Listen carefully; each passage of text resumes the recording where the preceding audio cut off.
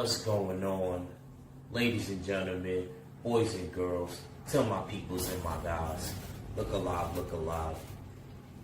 It's your boy, Act Reaching, with another episode of the Jamboreee, produced by the LDBC, executive produced by these nice people right here, the Full Berserker Clan.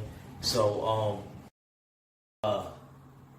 wanted to chop it up about was the fight that we had this weekend between Patrick Allotey and the brother Jaime Munguia. Much credit and much respect to the game and tough Jaime Munguia.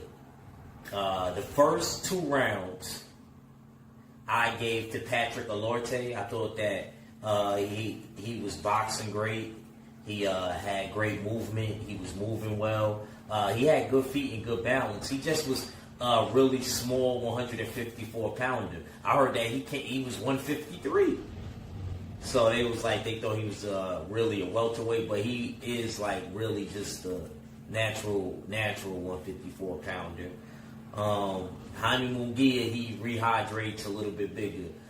Next to him, Jaime Munguia kind of looked like a light heavyweight. If you ask me, that's just in my personal opinion. I thought, in my judgment, that Patrick Allotey, the first 2 rounds, told me that it was going to be an interesting fight, but I got lied to. You know what I mean? Sometimes, you know what I mean, it could look like that. Yeah, y'all see it. Throwback t-shirts. They don't got that able. But anyway, Patrick Allotey,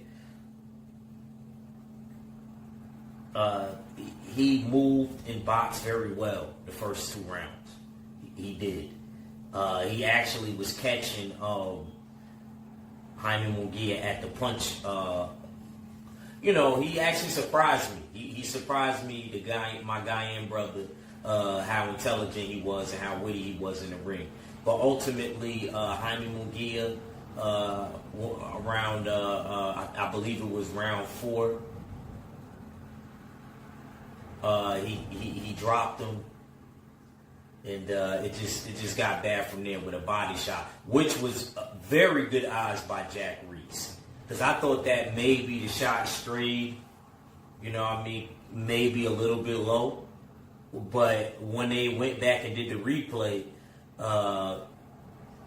much credit to like I said, to Jack Reese, for those odds. Very good odds. Very good observation.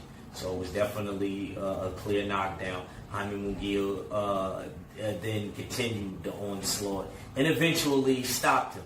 Now, I think after this, I want to see Jaime vacate the belt. Let's vacate the belt, Jaime. Let's vacate the belt. Let's move up to 160. And when you move up to 160, we're going to really see where you're at. We're going to see where you're at, champ. Because I talked about it with a few of the guys, and some of the guys believe that 160 is too much for Jaime Munguia. But I disagree. I like him working with Eric Morales now, the great Eric Morales. I think that was such, if you could have asked me in my head who I think would have been a good fit for Jaime Munguia, I might have said, I might have went with Nacho Beristain because I'm old school. But to be honest with you, Eric Morales is doing a good job. I already see a little bit of the change that he started to make with Jaime. Jaime's a bit more patient with his punches now. You remember how he just used to just throw an array of punches, and we used to be like, okay. And then, and one thing I can say about Jaime, much credit to him, he could throw 1,000,001 haymakers and not get tired. That's a talent. So Jaime, and I really like Jaime. So I'm glad that he got a new trainer. Honestly, like I said, from a promoter standpoint, I like Jaime. Jaime, to me, got the total package, if you ask me. And I know that surprises a lot of people that I say that. But listen to what I'm saying. Jaime, he got the look. He got the look. You know what I mean? You know what I mean? He don't look like he look like his age. He look his age. You know, he got a baby face. Like, he's really marketable. Only thing with me, and he got 33 wins, no losses, no draws, with 26 knockouts. The kid got real power. Yeah, he turned pro real young in Mexico, but the kid he's really a young veteran. He's like 22.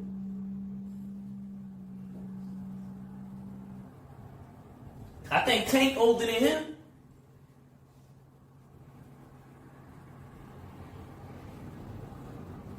You know what I mean? He's tall, you know.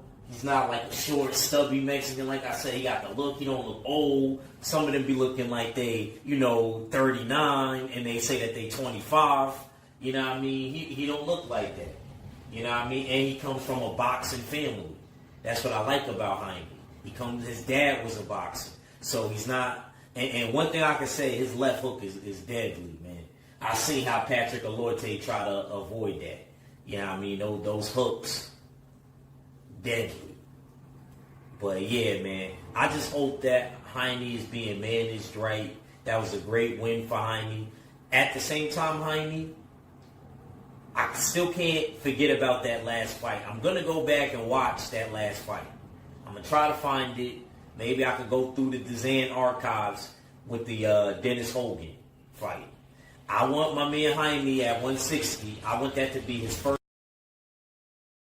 Maybe I could go through the DAZN archives with the Dennis Hogan fight. I want my man Jaime at 160. I want that to be